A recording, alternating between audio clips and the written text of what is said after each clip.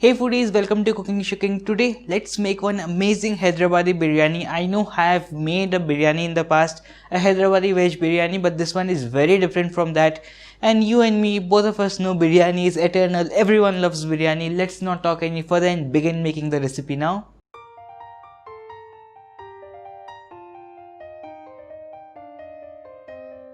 Alright, so for the biryani, we'll first make the marinade for the veggies. In a bowl, I'm going to add in about half a cup of yogurt, and to that I'm going to add in some coriander powder, a little bit of red chili powder, a lot of biryani masala. We're going to flavor this with ready-made biryani masala basically. After the biryani masala, I will add in some cumin seeds. After that, some chopped green chilies. You can keep them whole if you want to. I will also add in some salt as per taste, and finally a little bit of coriander leaves and mint leaves.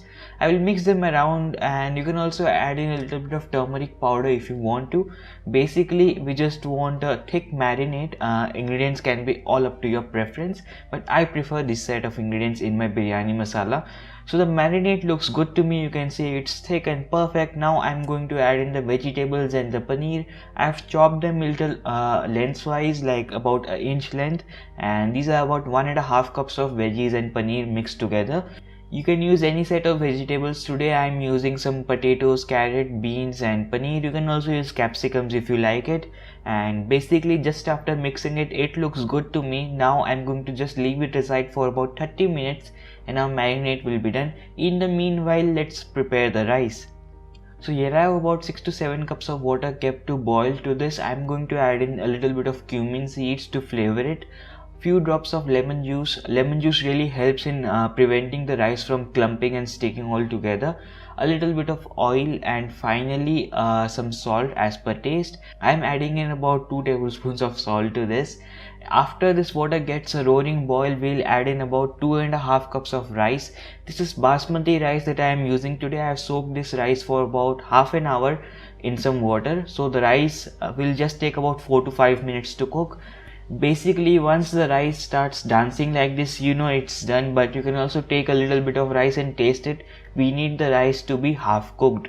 Now I will just strain the rice and spread it in a plate so that it cools down really fast. We don't want it to overcook with its own heat.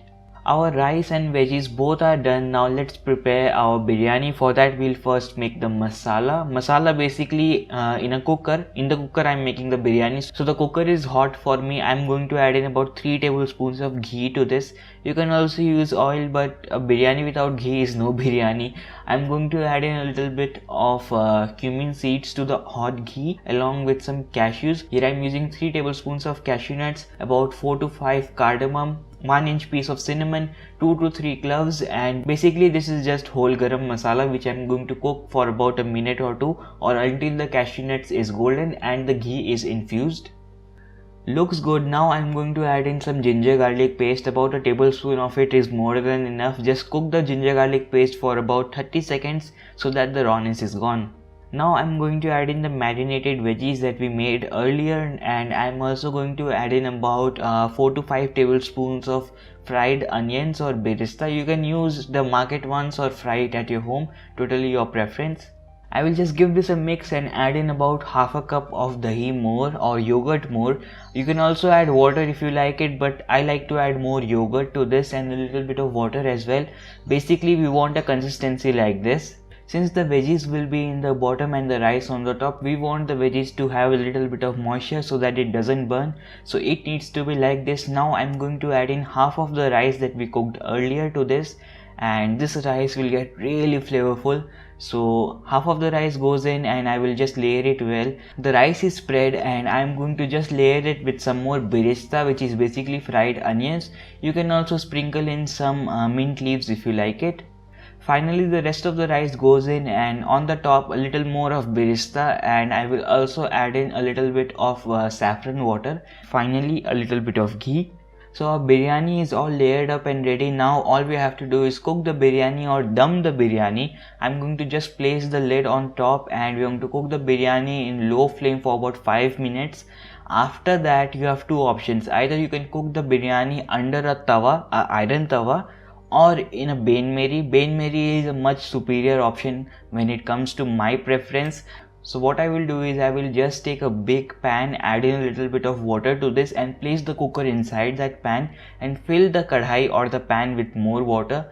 What happens this way is the biryani cooks evenly from all the sides and it doesn't burn at all. So it's a very safe and a very nice method to cook biryani. Whatever method it is, it will take about 25 to 30 minutes to cook the biryani. This method is a little messy, but it's all worth it. Just make sure to keep filling the water in the sides and don't let it burn out. After 30 minutes of cooking, our biryani is all done and ready. As far as my experience goes, that time works for me. I will just open the cooker after 5 minutes, and as you can see, the biryani looks amazing. All the rice is like really fluffy and all.